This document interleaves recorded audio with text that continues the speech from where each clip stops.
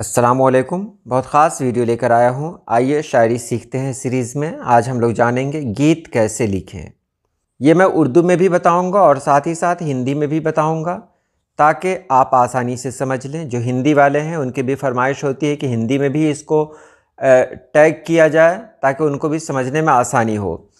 तो इसीलिए मैंने सोचा कि दोनों ज़बान में मैं एक वीडियो बनाऊँ जो इस तरह हो। और एक ख़ास बात मैं बता दूं कि इसमें जो गीत है वो गीत मैं गाकर भी बताऊंगा ताकि आपको पता चले कि वाकई वो गीत है। ऐसा नहीं कि कुछ बोल दिया उसको गीत आप मान रहे हैं कि नहीं मान रहे हैं। गीत का मतलब ही होता है कि हम उसे गा सकें। तो गीत कैसे लिखें ये मैं आज की वीडियो में बहुत बेहतर तरीके से बताने जा रहा हूँ। तो चलिए हम वीडियो शुरू करते हैं।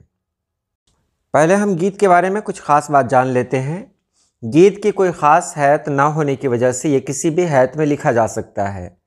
वैसे अमूमन गीत का मुखड़ा होता है जो दरअसल गीत का पहला शेर या पहला मिसरा होता है। उसके बाद गीत के कुछ बंद होते हैं जिनकी तादाद अमूमन 4 या 5 से ज़्यादा नहीं होती। हर बंद के बाद गीत के मुखड़े का हम काफिया एक मिसरा नहीं होता बल्कि उसकी जगह मुखड़े को ही दोहराया जाता है। गीत किसी भी बहर में लिखा जा सकता है लेकिन अमूमन छोटी बहरें ही इस्तेमाल की जाती हैं। कभी कभी गीत का मुखड़ा एक बहर में और बोल मुख्तलिफ बहर में होते हैं। गीत के तमाम बंद ख्याल या मजमून के एतबार से एक दूसरे से मरबूत होते हैं, इसलिए भी कि पूरे गीत में एक ही ख्याल को पेश किया जाता है। गीत की हैत गज़ल की हैत की तरह कसी कसाई और मुतय्यन नहीं होती बल्कि ढीली ढाली होती है। इसका मुखड़ा एक मिसरे का भी हो सकता है या एक शेर पर भी मुश्तमिल हो सकता है।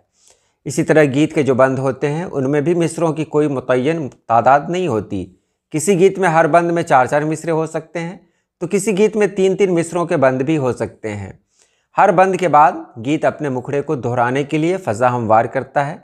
ये मिसरा मुखड़ा का हम वज़न भी हो सकता है या उससे कुछ छोटा या बड़ा भी हो सकता है। कहीं कहीं एक ही मिसरे को तोड़ कर 2 सतरों में लिखा जाता है। गरज ये कि गीत की हैत में बड़ी लचक होती है। गीत के हैत के मुतालिक सबसे अहम बात यह है कि गीत का मुखड़ा जो किसी भी सूरत हाल में हो सकता है, मिसरा आधा मिसरा हो या शेर हो, वो गीत के हर बंद के बाद दोहराया जा सकता है। ये तो आपने गीत के बारे में जाना।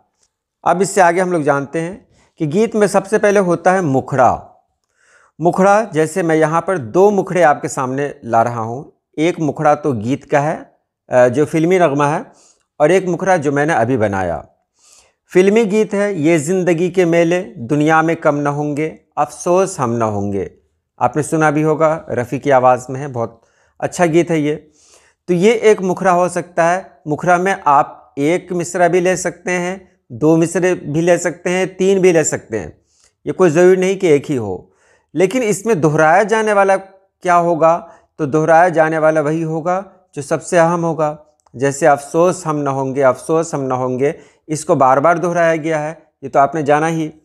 अब ऊपर वाले में देखें, तेरी याद आ रही है मेरी जान जा रही है, इसे मैंने मुखड़ा बनाया है। तेरी याद आ रही है मेरी जान जा रही है, तेरी याद आ रही है। मुखड़ा का मतलब होता है सबसे ऊपर। मुखड़ा चेहरे को कहते हैं, फेस को कहते हैं। जाहिर सी बात है वो इंसान की पहचान है, फेस या किसी भी चीज़ की पहचान उसका फेस है। तो मुखड़ा का मतलब ही होता है कि सबसे पहले जिस पर नज़र जाए तो वो मुखड़ा है। मुखड़ा में तेरी याद आ रही है मेरी जान जा रही है, ये मैंने लिया। ये दोनों लाइन में एक लाइन कोई ऐसा ज़रूर होगा जिसे मैं हर अंतरा के बाद दोहराऊंगा। हर अंतरा के बाद हो सकता है एक ही मिसरे को दोहराऊं या हो सकता है दोनों को दोहराऊं। ये गीत के मतलब गीत पर मुनहसर करता है कि मैं उस वक्त क्या करता हूँ या फिर उस वक्त किस तरह इसको पेश करना बेहतर रहेगा, वो गाते वक्त पता चल जाएगा, क्योंकि गीत नाम ही है गाने का। तो ये मुखड़ा मैंने लिया। गीत बहुत ही मकबूल सिन्फ है। ये हिंदी से उर्दू में आई है और गीत के बारे में कहा जा सकता है कि इसका ताल्लुक़ आवाम से है। आज भी हमारे इलाके में जो तकरीबा हुआ करती हैं या फिर शादी ब्याह और भी बहुत सारी रस्में होती हैं, वहाँ गीत गाना एक आम सा काम है। औरतें गीत गाती हैं और बहुत सारी तहजीबों में भी शामिल है। जैसे गेहूं की फसल कट कर आती है या धान की रुपाई होती है, तो उस वक्त भी गीत गाया जाता है। तो कह सकते हैं कि इसका लगाव, इसका जुड़ाव आवाम से है, इसीलिए ये सबसे ज़्यादा मकबूल है। और मकबूलियत की वजह ये भी है कि इसे कोई भी गा सकता है। तो मुखरा के बारे में हम लोगों ने जान लिया। मुखरा के बाद है अंतरा। अंतरा अंतर से बना हुआ है, यानी फ़र्क। मुखरा के बाद जो आता है उसको अंतरा कहते हैं। अंतरा में ये ख्याल रखना होता है कि मुखरा में जो कुछ है उससे कुछ अलग हो। अब यहाँ पर आपको देखना है कि हो सकता है उसी बहर में हो, या आपको इख्तियार है कि बहर को हटा दें, आप कोई दूसरी बहर ले लें। अंतरा में बहुत ज़्यादा तो 4 या 5 मिसरे लिए जाते हैं, लेकिन ये कोई क़ैद नहीं है। हो सकता है एक बंद में, मतलब एक अंतरा जो मैंने इसका लिखा उसमें 4 मिसरे लिए, और उसके बाद फिर मैं लाऊंगा ये मुखरा को, और फिर जो अगला अंतरा लिखूंगा उसमें 5 मिसरे ले लूँगा। इसकी भी गुंजाइश है, क्योंकि इसकी कोई ख़ास हैत नहीं होती। तो यहाँ आपने देखा कि जो अंतरा मैंने लिखा है वो कुछ ऐसे है।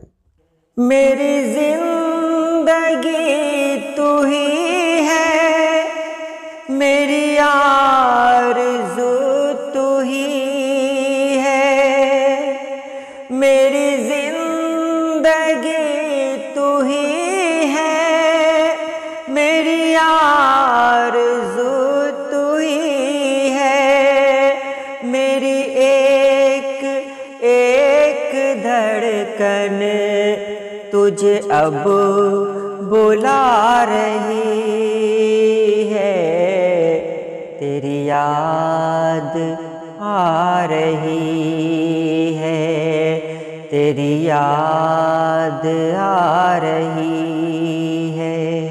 यहाँ भी मुखरा को दोहराया गया।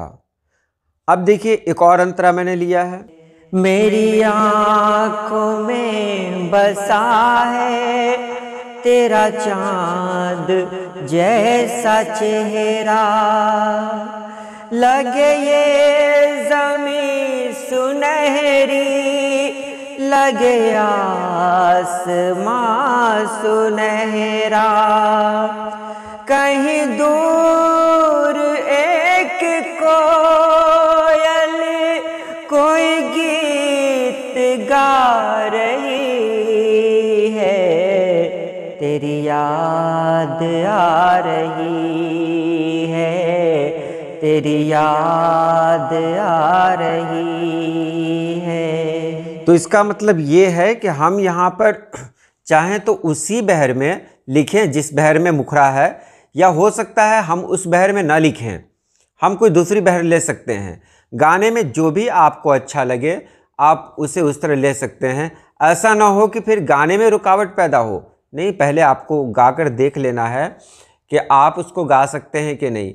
ऐसा ना हो कि एक ऐसी बहर ले लिया मुखरा में जिसको तो आपने आसानी से गा लिया, और फिर दूसरी बहर जो आपने ली अंतरा में उसको गाने में परेशानी है, या उसमें तर्ज ही आपका बदल गया। जहां आपका तर्ज बदलेगा तो जाहिर सी बात है वो गीत गीत नहीं रहेगा। तो इसको, इस लय को बरकरार रखना है, ये ख़ास तौर से ध्यान देना है आपको। मुखरा को देखिए एक बार यहाँ पर।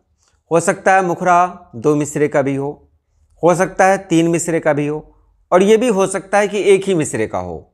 ये आपको जैसा अच्छा लगे आप लिख दें, लेकिन याद रखें मुखरा पहचान है, इसलिए मुखरे पर सबसे ज़्यादा ध्यान देने की ज़रूरत है। मुखरा ऐसा लिखें जो जिसमें ये क्या कहते हैं, जिसमें अट्रैक्शन हो, लोग उसे सुने तो फिर दोबारा सुनने का दिल करे। तो मुखरा ऐसा हो जिसको आप बार बार दोहराएं तो दोहराने का अलग मज़ा हो, पढ़ने का अलग लुत्फ़ हो, और सुनने वाले को भी अच्छा लगे। इसलिए मुखरा पे बहुत ज़्यादा ध्यान देने की ज़रूरत होती है। अंतरा पे उतनी ज़रूरत नहीं होती, मुखरा पे होती है। तो मुखरा में अगर आप 3 मिसरे लेते हैं तो अंतरा के बाद जो फिर मुखरा आप लेंगे, कोई ज़रूरी नहीं कि उसमें 3 मिसरे ही लें। हो सकता है एक ही मिसरे को आप रिपीट कर रहे हो, हो सकता है 2 मिसरे को रिपीट कर रहे हो सकता है 3 मिसरे को रिपीट कर रहे हो, और ये भी हो सकता है कि आप मुखरा का सिर्फ आधा मिसरा ही रिपीट करें। कोई ज़रूरी नहीं कि पूरा रिपीट करें, आधा ही रिपीट करें, ये भी हो सकता है। अंतरा के बारे में देख लिया। अंतरा में 2 मिसरे भी हो सकते हैं, 3 भी हो सकते हैं, 4 भी हो सकते हैं, 5 भी हो सकते हैं। 5 से ज़्यादा मैंने कभी देखा नहीं है, इसलिए 5 तक ही मैं यहाँ रहने देता हूँ। लेकिन अगर आपने 6 भी लिख लिया तो इसकी कोई कैद नहीं है। बहरहाल गाने में, सुनने में अच्छा लगे, इसका ख्याल रखना है आपको। तो अंतरा में आपने जिस बहर का इंतखाब किया उसी बहर में अंतरा लिखना है। अंतरा में ऐसा नहीं कि अंतरा का एक मिसरा दूसरे बहर में हो और दूसरा मिसरा अलग बहर में हो, ऐसा नहीं होना चाहिए। जिस बहर का इंतखाब आपने किया अंतरा में, उसी बहर को लेकर चलना है। मुखरा में आपने जिस बहर का इंतखाब किया है उसी बहर में जितने मिसरे लिखने हैं जो मुखड़ा हो, तो मुखड़ा नाम से जितने मिसरे हों वो एक ही बहर में हो। अंतरा में जितने भी मिसरे आप लिख रहे हैं वो एक ही बहर में हो। उसके बाद अंतरा के बाद फिर आपको वापस आना है मुखरा पे। मुखरा पे मैंने पहले कह दिया, हो सकता है आप आधा मिसरा ही रिपीट करें, हो सकता है 1 को रिपीट करें या 2 को रिपीट करें या 3 को रिपीट करें। ये आप पर मुनहसर करता है, आपको क्या अच्छा लगता है या सुनने वाले को क्या अच्छा लगता है। उसके बाद यहाँ पर देखिए, हो सकता है मुखरा में मैंने लिया फ़ाइलुन। फ़ाइलुन को मैंने 2 बार रखा, फ़ाइलुन फ़ाइलुन, या इसको मैंने 4 बार रख लिया, फ़ाइलुन फ़ाइलुन फ़ाइलुन फ़ाइलुन। तो अब मुखरा में जितने भी मिसरे होंगे सभी में उतनी ही बार फ़ाइलुन का इस्तेमाल होगा।